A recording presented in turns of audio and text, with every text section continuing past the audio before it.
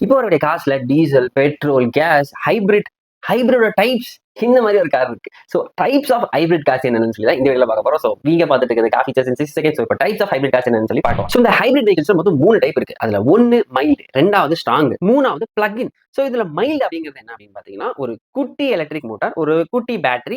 அது வந்து எதுக்காக அப்படின்னு பாத்தீங்கன்னா, நம்மளோட நார்மல் அந்த ஃபியூல் இன்ஜின் இருக்கும் தெரியுமா, அதை வந்து இன்னும் ஸ்மூத்தா ரன் பண்றதுக்காகவும் ஃபியூல் எஃபிஷியன்சி பெட்டரா இருக்கிறதுக்காக ஒரு அசிஸ்டன்ஸ்க்காக அதை வந்து வச்சிருப்பாங்க. ஸோ இது மைல்டு. இதே மாதிரியே ஸ்ட்ராங் அப்படிங்கிற பட்சத்துல இன்னும் கொஞ்சம் பவர்ஃபுல்லான மோட்டார், இன்னும் கொஞ்சம் பவர்ஃபுல்லான ஒரு பேட்டரி, அதிக ஒரு ஸ்டோரேஜ் உள்ள ஒரு பேட்டரி, இது ரெண்டும் கொடுத்து இப்போ வந்து நம்ம சிட்டிக்குள்ள டிரைவ் பண்றதுக்காக வந்து ஒரு குறிப்பிட்ட கொஞ்சம் தூரத்துக்கு ஒரு 5-10 கிலோமீட்டர் ஓடுறதுக்கு வந்து இந்த ஸ்ட்ராங் ஹைபிரிட் டைப் வந்து கொடுத்துருக்காங்க. ஸோ இது வந்து ரீஜெனரேட்டிவ் பிரேக்கிங் மூலியமா சார்ஜ் ஆயிக்கும். அண்ட் இதுக்கு ஃபைனலா ஒன்று இருக்கு, அதுதான் பிளக்இன். ஸோ இந்த பிளக்இன் ஹைபிரிட் வந்து என்ன அப்படின்னு பாத்தீங்கன்னா, இதையும் தனியா நீங்க வந்து சார்ஜ் பண்ணிக்கணும். நம்ம நார்மலா இப்போ எலக்ட்ரிக் வெஹிக்கிள் சார்ஜ் பண்ண அந்த பிளக்இன் மாதிரி இதை சார்ஜ் பண்ணிக்கணும். நார்மலா ஃபியூவலும் ஊத்திக்கலாம். ஸோ இது ரெண்டுமே பண்ணிக்கும் போது கிட்டத்தட்ட இது மட்டுமே ஒரு 60-75 கிலோமீட்டர் வரைக்கும் தனியா உங்களால ட்ரைவ் பண்ண முடியும். பிளஸ் அதுக்கப்புறம் உங்க ஃபியூல் இன்ஜின் எங்கேஜ் பண்ணிக்க முடியும். ஸோ அதனால ஃபியூல் எஃபிஷியன்சி இன்னும் சூப்பரா இருக்கும், செமையா இருக்கும். ஸோ இதுதான் டைப்ஸ் ஆஃப் அந்த ஹைபிரிட் வெஹிக்கிள்ஸ். அண்ட் இப்போ டைப் ஆஃப் ஹைபிரிட் வெஹிக்கிள்ஸ் பார்த்துட்டோம். இனி அடுத்த வீடியோல wired and wireless hander and car என்னன்னு சொல்லி பார்க்கலாம். ஸோ வீடியோ பிடிச்ச நம்ம சப்ஸ்கிரைப் பண்ணிக்கோங்க. அடுத்த வீடியோ சந்திக்கலாம்.